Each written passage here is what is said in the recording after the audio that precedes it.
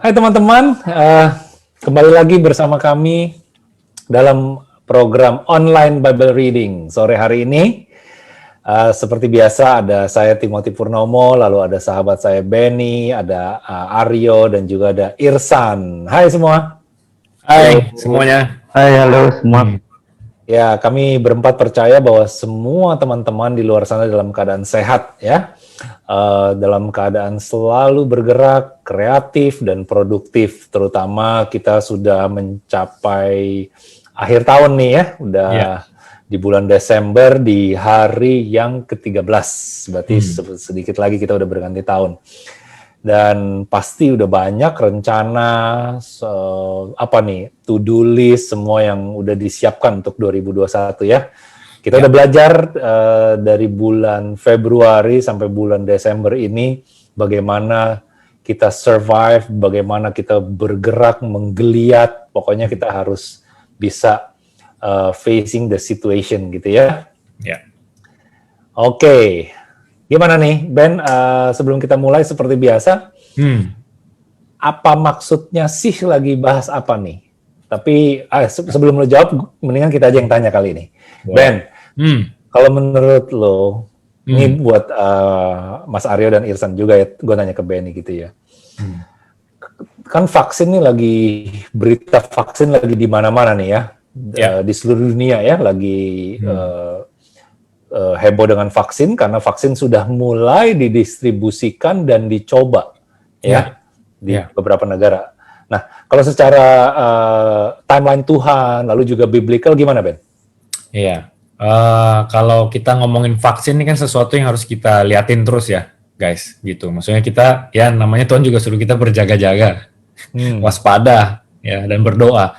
Jadi apapun yang sedang terjadi sekarang ya kita lihat gitu, perkembangannya tuh sampai mana, ya. Sama sih dalam segala hal itu kita harus cari tahu, gitu. Jangan cuman karena apa yang terlihat, terus kita mentah-mentah kita makan. Ya. Sama kayak yang di Alkitab tentang Berea, ingat kan? Jemaat Berea itu, jadi semuanya apply to everything, gitu. Terima dengan open-minded, hati. Ya, dengan kerendahan hati, open-minded. Tapi jangan juga lupa untuk lakukan PR kita. Kita cari tahu dong, gitu. Kita harus tahu ini tuh apa, kemana, isinya apa, menuju kemana. Itu semua kita harus cari tahu. Tapi kalau pertanyaannya tentang timeline, ya kita tahu di Kitab Wahyu itu. Wahyu 13 itu ditulis sampai satu titik itu akan ada yang namanya tanda iblis, ya kan? Tanda iblis itu yang ditulis di dahi atau di tangan, ya. Tapi impact-nya itu lebih ke ekonomi, karena ditulis tanpa the mark of the beast, we cannot buy or sell. Itu dengan jelas ditulis seperti itu. Jadi kita harus tahu ke depannya ini ada something yang membuat orang jadi nggak bisa doing trading, nggak bisa jual, nggak bisa beli, tanpa harus pakai si tanda iblis ini. Lalu pertanyaannya yang biasanya, jadi vaksin ini tanda iblis bukan? Bukan. Iya. Tapi kita sudah bisa melihat timelinenya, sudah mulai mau menuju ke sana nih. Yes. Gitu. Artinya sudah semakin dekat lagi. Itu aja sih yang jawaban yang singkatnya seperti itu. Ya, itu penting banget ya. Jadi mungkin kalau ditanya itu mark of the beast ya jelas bukan ya, karena memang dunia sedang mencari cara untuk bisa keluar dari COVID-19 ini kan. Ya. Caranya ya menggunakan vaksin ini supaya orang kebal ya, supaya orang yang sakit jadi sembuh. Tapi kan kalau kita mau lihat secara timeline ya, bahwa mungkin ini seperti rehearsal ya dari si pihak-pihak yang mau membuat yang mau membuat dunia yang baru lah ibaratnya gitu ya. Gitu ya. Tapi bukan Tuhan, bukan versi Tuhan gitu loh, tapi versinya mereka gitu loh. Betul.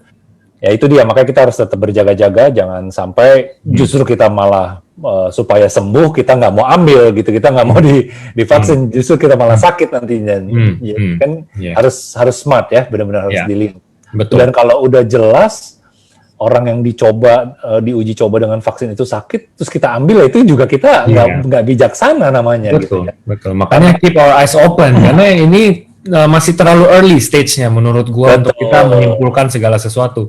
Tapi yang jelas ya liatin aja terus. Jangan karena udah nggak tahan mau pergi liburan, Iya. mau travel, ambil aja deh nanti. Nah, Nggak tahu deh. Mungkin ya mark of the beast belum, tapi tiba-tiba kita malah jadi sakit, ya Iya. kan? betul. Nah, itu yang nggak tidak wise lah itu ya. Ya, betul. Sip. Lanjut ya. Lanjut. Kita ke Galatia pasal yang kelima. Mas Aryo, silakan dibaca Mas Aryo. Baik, terima kasih. Galatia pasal yang kelima, kemerdekaan Kristen. Supaya kita sungguh-sungguh merdeka, Kristus telah memerdekakan kita. Karena itu berdirilah teguh dan jangan mau lagi dikenakan kuk perhambaan. Sesungguhnya aku, Paulus, berkata kepadamu, jikalau kamu menyunatkan dirimu, Kristus sama sekali tidak akan berguna bagimu. Sekali lagi aku katakan kepada setiap orang yang menyunatkan dirinya, bahwa ia wajib melakukan seluruh hukum Taurat. Kamu lepas dari Kristus, jikalau kamu mengharapkan kebenaran oleh hukum Taurat. Kamu hidup di luar kasih karunia. Sebab oleh roh dan karena iman kita menantikan kebenaran yang kita harapkan.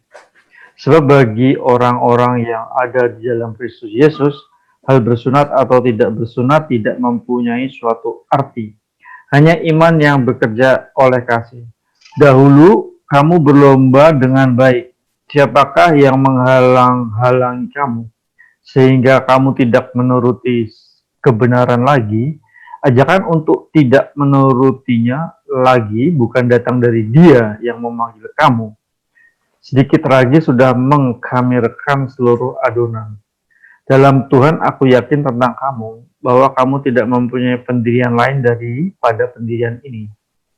Tetapi barang siapa yang mengacaukan kamu, ia akan menanggung hukumannya, siapapun juga dia. Dan lagi aku ini, saudara-saudara, jikalau aku masih memberitakan sunat, mengapakah aku masih dianiaya juga? Sebab kalau demikian, salib bukan batu sandungan lagi. Baiklah mereka yang menghasut kamu itu mengembirikan saja dirinya. Saudara-saudara, memang kamu telah dipanggil untuk merdeka, tetapi janganlah kamu mempergunakan kemerdekaan itu sebagai kesempatan untuk kehidupan dalam dosa, melainkan layanilah seorang akan yang lain oleh kasih. Sebab seluruh hukum Taurat tercakup dalam satu firman ini, yaitu kasihilah sama manusia seperti dirimu sendiri. Tetapi jikalau kamu saling menggigit dan saling menelan, awaslah supaya jangan kamu saling membinasakan. Ya. Hidup menurut daging atau roh. Maksudku, Sampai di situ dulu aja, Mas baik. Aryo, nggak Baik. apa-apa. Satu perikop dulu, Baik. ya. Satu perikop kita lihat apa yang kita dapat, apa yang kita bisa sharing, pelajari, ya. Mungkin dari Mas Aryo sendiri, habis baca, yang mana tuh yang kira-kira Mas Aryo rasa, yang ini menarik nih. Oke, kalau saya dari judul perikopnya itu kemerdekaan Kristen, jadi itu Ya. apa namanya satu afirmasi, satu penegasan lagi dari Paulus kayak gitu. Ini loh kemerdekaan orang Kristen tuh seperti ini gitu loh. Jangan kamu salah gunakan. Oh, Jadi ya. ini Bagus. basic banget, ini basic understanding about freedom, Christian freedom gitu. Itu aja sih. Ya. Ya, Irsano, San? Kalau saya paling di sini kan dulu kan sempat ada yang tentang kamu kena ragi orang Farisi yang murid-murid kirain itu jangan kita karena nggak bawa roti karena apa? Di sini kan dijelaskan lagi sedikit ragi sudah menghamirkan seluruh adonan. Kalau di terjemahan lain dibilang sedikit ragi sudah mengembangkan seluruh adonan. Jadi itu luar biasa istilahnya kalau ajaran-ajaran yang dibilang ragi-ragi yang istilahnya itu membuat kita rusak gitu ya. Lalu paling di sini sama kayak Mas Aryo meng-highlight yang banyak yang orang bilang kita kan udah dibebaskan, berarti bebas buat dosa dong, kan dimaafin lagi segala macam. Nah, tapi kan di ayat 13 ini kan dibilang sudah dipanggil untuk merdeka, tetapi janganlah kamu mempergunakan kemerdekaan itu sebagai kesempatan untuk kehidupan dalam dosa. Ya. Jadi, ya mungkin ada yang teman dulu juga ada yang nanya gitu loh kan nanti kan kita perjamuan kudus juga kita udah dimurnikan lagi, disucikan lagi, Nah, hidup jadi Kristen nggak seperti itu. Di sini kan ditekankan lagi juga. Ya. Kemerdekaan ini jangan disalahgunakan juga gitu. Ya. Melainkan apa tulisan? Melainkan layanilah seorang akan yang lain oleh kasih. Ya, itu dia tuh. Komplitnya jadi kayak gitu. Ya. Ya. Terus juga di sini ada yang di-highlight seluruh hukum Taurat tercakup dalam satu firman, kasihlah sesamamu manusia seperti dirimu sendiri. Ini udah Tuhan Yesus yang bilang ya, ada dua kan, the greatest commandment. Iya, betul. Lo Tim, gimana Tim? Irsan masih mau ditambahin? Udah. Oh, ya kalau gue dari atas sih, gue coba baca lagi deh tadi. Dari ayat 2 ya, sesungguhnya aku Paulus berkata kepadamu, jikalau kamu menyunatkan dirimu, Kristus sama sekali tidak akan berguna bagimu. Sekali lagi aku katakan kepada setiap orang yang menyunatkan dirinya, bahwa ia wajib melakukan seluruh hukum Taurat.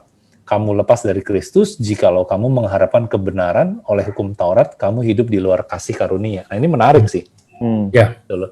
Jadi kalau udah berani berbuat, ya, terus berani mau mengikuti hal-hal yang ya let's say tradisi gitu ya, yang kita ngomong, kan kita pernah ngomong tuh ya tentang tradisi apa segala macam, kita siap nggak untuk menghadapi konsekuensinya gitu loh. Kalau kita mau pakai suatu tradisi, misalkan kita boleh nggak sih, kita kan orang Chinese gitu, terus pergi ke kelenteng atau apa gitu, terus kita ngobrol-ngobrol sama orang yang bisa meramal gitu ya, ya kan, sedikit aja kan kita nggak nanya-nanya banyak, gitu, ngerti ya? Nah, itu kan ada konsekuensinya gitu, kita siap nggak menerima konsekuensinya kalau dia minta semuanya gitu, ibaratnya gitu.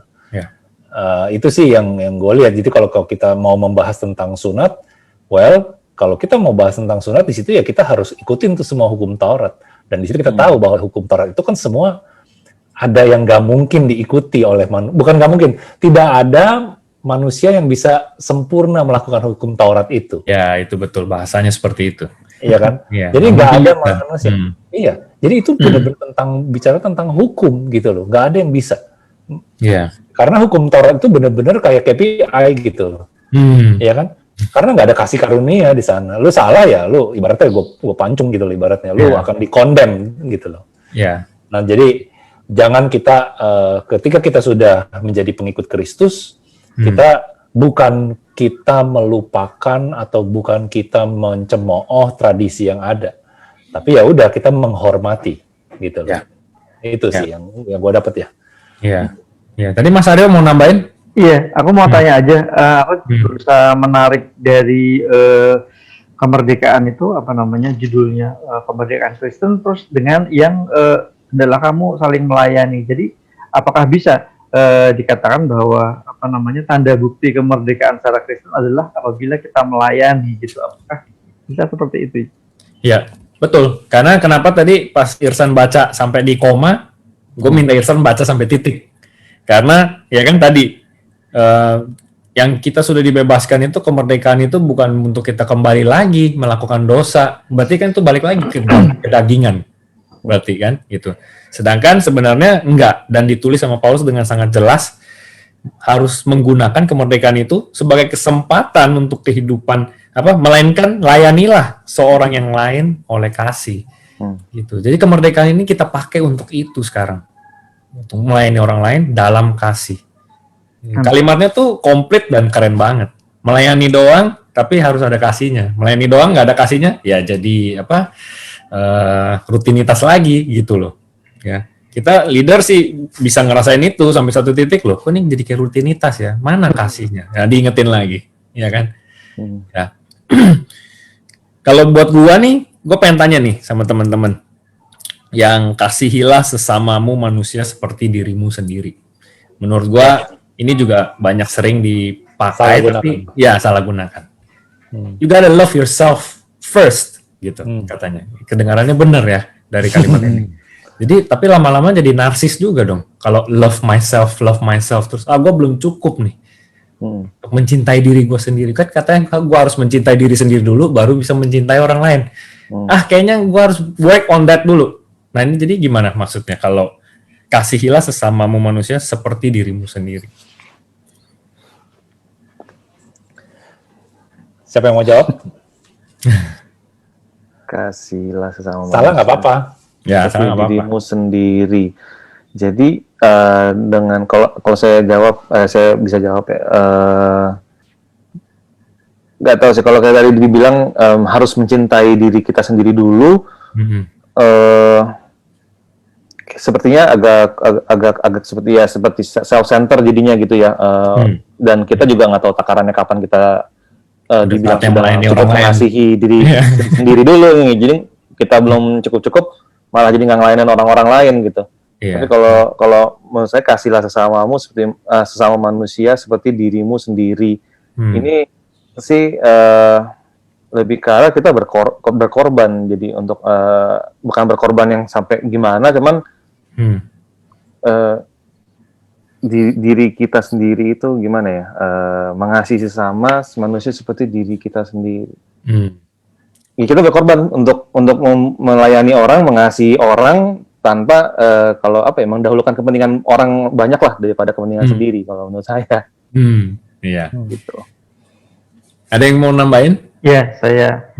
Kalau saya ini apa namanya, mencoba menelusuri lagi kasih itu yang seperti apa, kasih itu yang panjang sabar, kasih itu yang lemah lembut, terus yang kaitannya dengan buah roh kayak gitu ya. Ya. Itu yang kita lakukan, yang kita berlakukan pada diri sendiri itu seperti itu, terus itu yang kita berlakukan pada orang lain. Udah, itu aja.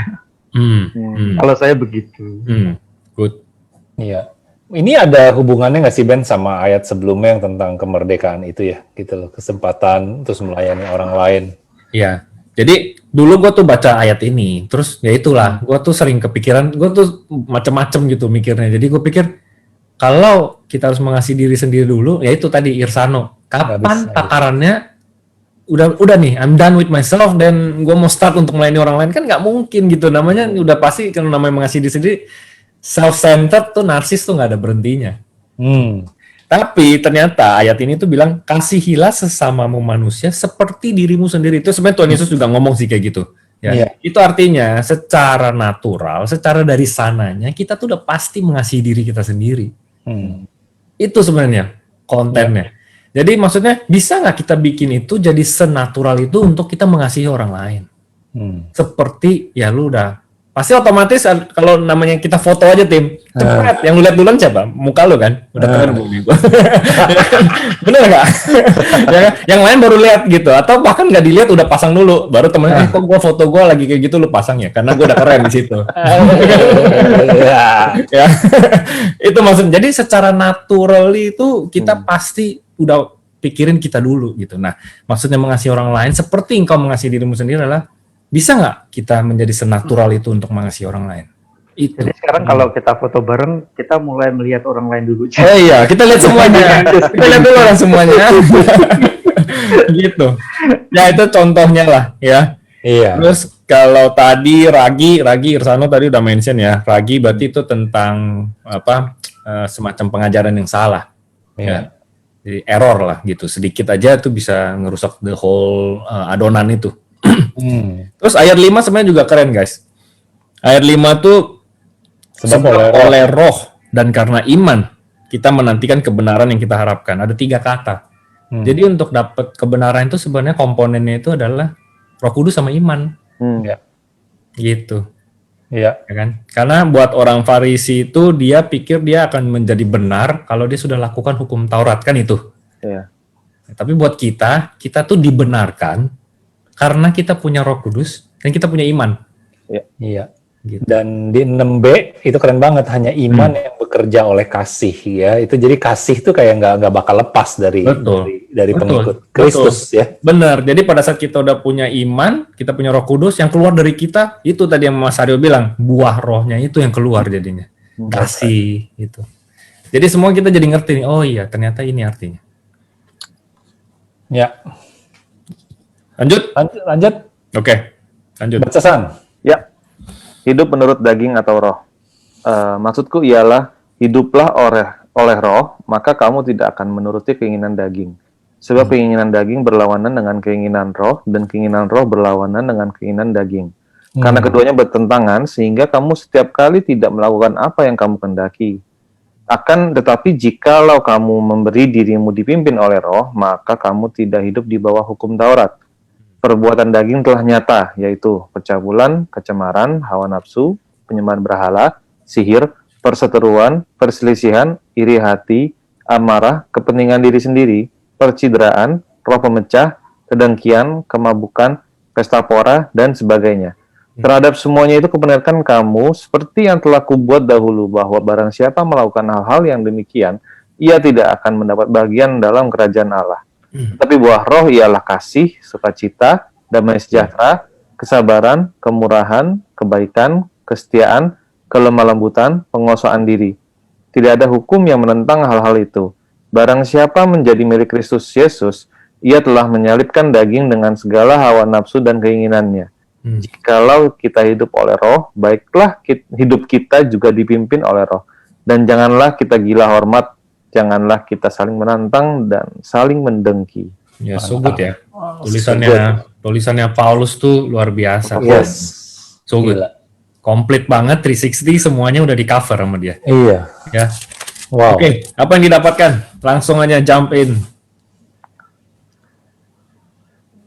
Ya, apa, hidup dipimpin oleh Roh Kudus sih, ini benar-benar kayak you can discuss about this the whole night gitu ya.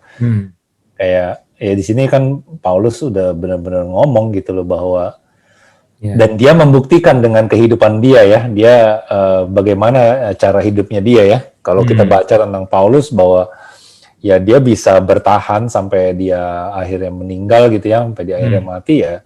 Dia menahan semua apa ya? Menahan lah ya.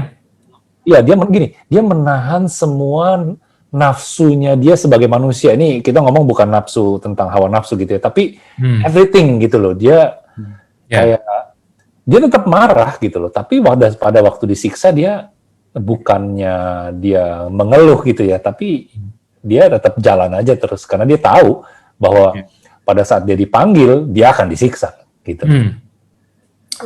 Susah men untuk jadi kayak gitu. Iya. Irsano ada San? Belum sih. Belum ya. Mas Aryo? Ya, ini sebetulnya menurut saya sifatnya paradoks ya buat manusia itu ya, sifatnya berlawanan dan dilematis gitu. Gimana orang bisa menahan tapi juga bisa bersinar. Sulit gitu loh kamu. Oh iya. Karena itu bahasanya tuh. Jangan sembunyikan sinarmu. Iya benar ya. Iya. Jadi sinarnya itu nggak usah dipaksain gitu kan, nggak usah disodorin. Tapi keren tuh kata-katanya. Menahan, tapi tetap bersinar. Iya, jadi sebetulnya yang bersinar itu mungkin ya bukan dia, bukan dirinya sebagai human gitu loh. Iya. Sesuatu yang ada di lebih dalamnya. sangat berkuasa, far beyond the power of a human, telah take over, sudah take over dia. Jadi dia sebetulnya udah secara ragawi dia udah selesai gitu loh. Paulus secara ragawi udah selesai, tinggal take over. Holy Spirit take over. Yang bersinar ya Holy Spirit-nya, susah ya. Itu dia. Sangat mumpuni. Betul. Kalau kita mau ngomong bersinar itu kan memang yang bersinar ya bukan kita, udah jelas gitu ya. Nah itu kita harus punya power yang di dalam kita itu yang kayak kemarin aku ngomong sama Mas Arya juga ya. Jadi sinar itu kan biasa kalau kita sinar itu kan ada source-nya lalu dia mengembang. Sinar itu kan biasa gitu kan. Nah itunya dulu harus ada gitu. Nah, ini ya itulah ya. Betul. Ya that's the secret gitu. Iya. Ya gue selalu ingat sih tentang roh sama daging ini ya, yang kita dapat sama-sama tuh dulu pernah kita belajar bahwa harusnya itu roh yang ngontrol daging, ya kan, bukan daging yang mengontrol roh gitu. Karena kan bertentangan nih, artinya rohnya ini yang kita mesti latih gitu. Biasa kita melatih daging, kita pergi gym untuk fisik, rohnya dilatih juga nggak gitu, ya. Gue nggak cuma ngomongin tentang gym olahraga sih gitu loh. Maksudnya kalau kita cekokin terus nih dengan hal-hal yang kedagingan, berarti kan lama-lama nih rohnya nggak pernah dilatih. Pasti ya kedagingannya yang take over. Gitu. Aneh sekali untuk kayak roh itu malah bukan yang berperan. Maksudnya yang di dalam ini malah bukan yang ngontrol yang daging, malah daging yang ngontrol, kan aneh sekali. Gitu. Iya. Sedangkan ini kan badan ini sebenarnya cuma kayak casingnya aja. Kan aneh kalau casing yang ngontrol mesin gitu loh.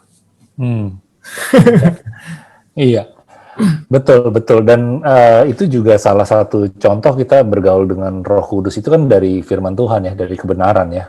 Karena, nah, lalu akan timbul ini kayak practical thinking gitu ya. Jadi akan timbul satu rasa takut akan Tuhan gitu loh pada saat kita punya relationship gitu loh. Kita jadi punya rasa takut akan Tuhan gitu. Contohnya mungkin ya bagi orang-orang yang suka berbuat kurang baik gitu ya. Tapi pada saat dia sering baca firman Tuhan, dia semakin hari mengerti, lama-lama dia akan takut gitu untuk melakukan itu gitu loh. Iya. Ya. Gitu loh. Jadi gini, mungkin ada orang yang perlu ada orang yang bisa langsung berhenti gitu ya untuk melakukan yang kurang baik, tapi ada orang yang juga perlu waktu untuk berhenti. Nah, ini ya itu sama-sama berproses sih sebenarnya. Jadi memang ada orang yang bisa menerima firman Tuhan langsung dia bisa ngerti, ada orang yang memang mengerti firman Tuhan juga it's a journey for them gitu loh. Nah, ini sesuatu yang kita mesti tahu juga ya gitu. Iya, benar sih.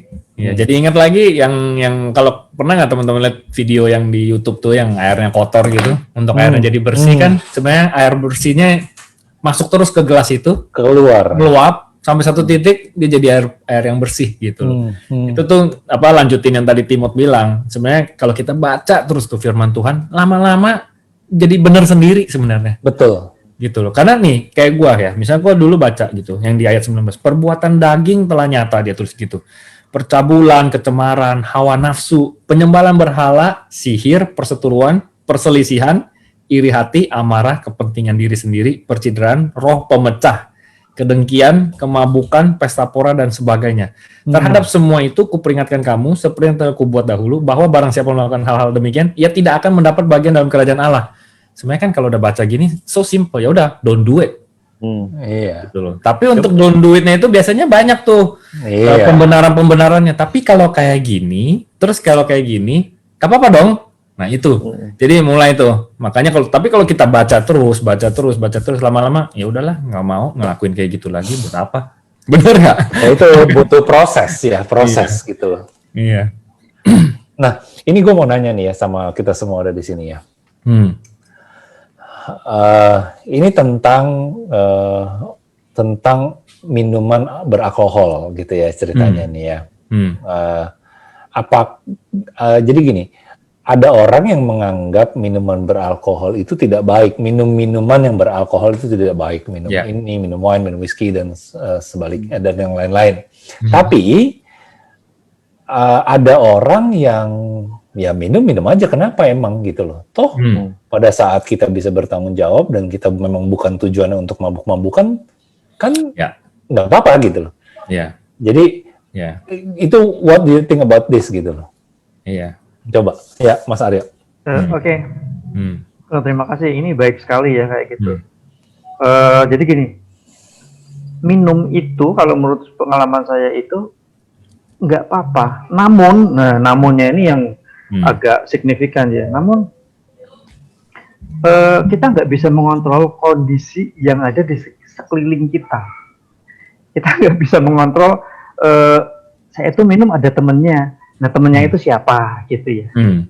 Nah mostly kejadian-kejadian yang konyol dan kejadian-kejadian yang tidak bisa dibanggakan yang terjadi ketika orang habis minum alkohol itu karena orang-orang yang di sekelilinginya itu ketika dia melakukan action minum itulah yang membawa pengaruh buruk.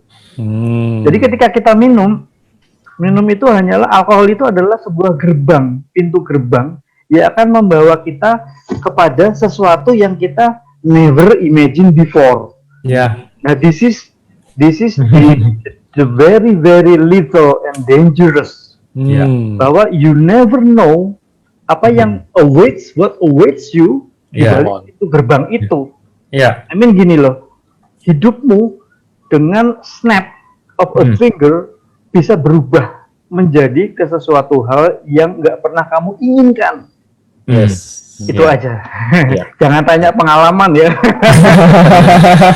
Aku nggak akan bisa Iya. cerita begini kalau aku Iya. nggak based Iya. on Iya, iya. Iya. That is so good, that is so Oke. real, ya kan? That is so real, that is so raw. Ya itu kejadiannya seperti itu, Mm-mm. ya kan? Kita nggak bisa tahu kapan kita bisa kontrol daging kita. Kalau kita maksudnya nggak mampu, ya hati-hati tuh untuk start, gitu. Benar ya, Mas Arya? juga deh.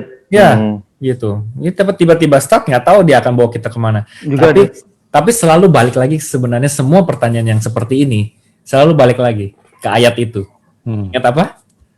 Yang Segala baik segala baik. sesuatu diperbolehkan. kan Benar, tapi bukan segala sesuatu Satu itu. berguna. berguna. Iya. Nah, itu ditaruh dulu di hati kita semua. Ada gunanya nggak nih kalau gue Yes. minum nih?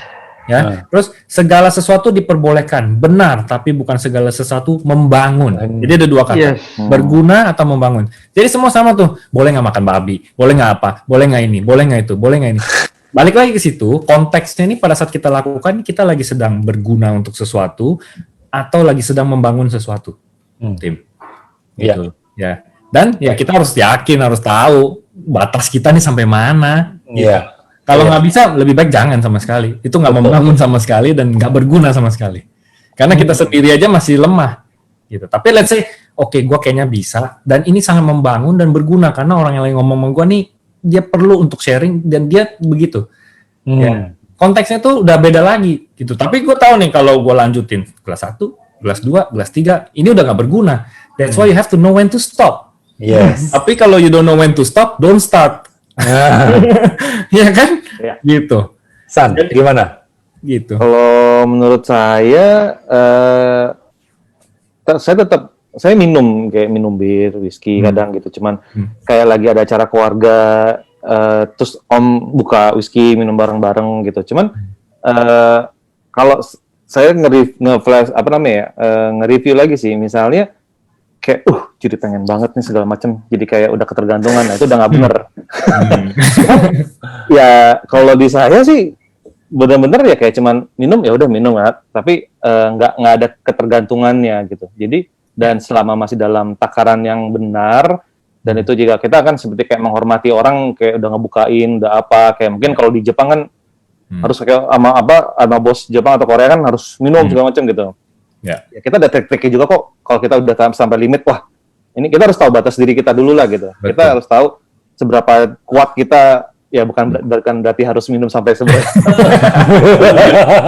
Iya.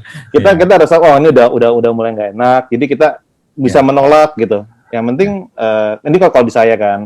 Iya. Kadang ada misalnya orang yang maksa segala macam, ya udah buang aja di bawah atau apa. Iya. Cuman Iya. ya sebaiknya memang dihindari karena sekalinya kayak tadi Mas Aryo bilang udah kita diajak udah mau, jangan yang kayak tadi kalau misalnya ada agendanya untuk dia mau cerita, dia mau apa ya oke gitu. Tapi kalau misalnya agendanya kayak misalnya agendanya di perusahaan untuk apa segala macam, ya udah. Cuman kalau misalnya agendanya cuma buat having fun doang dan segala macam, waduh udah nggak bener nih depan gerbang depannya. Iya. Pasti udah berujung di awalnya juga. Iya. Segala sesuatu yang berhubungan kayak gitu, gue selalu pakai dua kata itu, berguna sama membangun nggak. Jadi kalau kita udah mulai mau masuk ke area itu, ya area itu, udah deh itu langsung diaktifin dulu tuh dua kata itu, supaya kita juga langsung tahu, gue udah harus stop kan, ini udah mulai nggak ada gunanya nih, Iya. ini udah mulai nggak membangun nih, dari Betul. stop, gitu. Banyak pria-pria yang di usia remaja 15 sampai 20 tahun itu sering bertanya pada saya tentang hal ini gitu loh. Terus saya memberikan satu gambaran adalah begini. Son, aku bilang mereka son gitu. I mean like kamu harus choose dengan wisely apa yang kamu lakukan di rentang usia 15 sampai 20 tahun ini. Memang tidak ada kata benar ataupun salah, tetapi jangan sampai nanti setelah kamu in your early 40, kamu hanya akan menceritakan pengalaman-pengalaman yang tidak bisa kamu banggakan. Aku bilang begitu. Iya, betul. Iya. Yang jelas ada satu kata yang nggak boleh, kemabukan itu yang tadi kan. Itu. Kemabukan itu ada tuh di yang tadi tulisnya tuh. Ya, Kemampuan artinya kan sudah melewati batas. Betul. Yes. Jangan sampai kita tahu batasnya pada saat kita udah nggak bisa bergerak. Oke. You're doomed. Batasnya gak gitu. Iya, Oke, betul. stop. itu batasnya otomatis bro. Itu udah plong Itu jackpot. Iya. gitu. Ya karena gue nanya itu, Yes. gue suka ingat ada orang yang kalau dia gini, dia decide untuk misalnya berhenti minum untuk apa gitu loh. Jadi kadang-kadang tuh alasannya menurut gue gitu karena cuman satu hal, penguasaan diri gitu loh. Kalau lu udah sampai minum setiap hari gitu loh, ya kalau memang lo butuh gitu ya, kalau sampai udah harus karena supaya lo bisa tidur atau apa ya, berarti udah kebablasan gitu loh maksudnya. Cuman gue cuman mau mengingatkan di sini jangan sampai kita juga jadi orang-orang yang munah gitu ya, yang pokoknya gue udah nggak boleh lagi bro gitu-gitu. Gitu loh. Jadi jangan sampai kita juga jadi pribadi-pribadi yang seperti itu. Iya, betul. Jadi segala sesuatu tuh mesti dimengerti dengan 360 itu, ya. Itu kan tadi tuh di bawahnya kan ditulis ada buah roh kan? Iya. Dia bilang itu buah rohnya ada nggak gitu? Ya kan pengendalian diri, penguasaan diri salah satunya. Iya. Dan kalau dari buah roh ini, dari begitu banyak orang yang pernah gua tanya, selalu tuh yang paling susah tuh penguasaan diri. Betul. Gitu.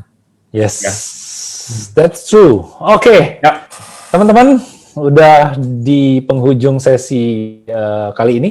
Kita udah belajar ya tentang bagaimana hidup dipimpin oleh Roh Kudus, tapi lebih praktikal nih dari Om Paul nih, dari Rasul Paulus nih. Kita benar-benar belajar sesuatu yang praktikal ya. Kita nggak pernah imagine before di dalam surat Galatia ini ada sesuatu yang tahun 2020 banget gitu, ya kan di kehidupan kita sekarang. Iya. Gitu. Makanya kami yakin bahwa Rasul Paulus pun pada saat menulis ini dia dipenuhi oleh Roh Kudus seperti biasanya, ya kehidupan dia. Oke, Ben, Mas Aryo, Irsan, kita ketemu di sesi berikutnya. Jangan kemana-mana, teman-teman. Kita sampai jumpa di sesi berikutnya. Tetap jaga kesehatan, tetap kreatif, tetap produktif, selalu bergerak. Sampai jumpa, Tuhan Yesus memberkati. Tuhan Yesus memberkati. Bye. Bye-bye. Bye.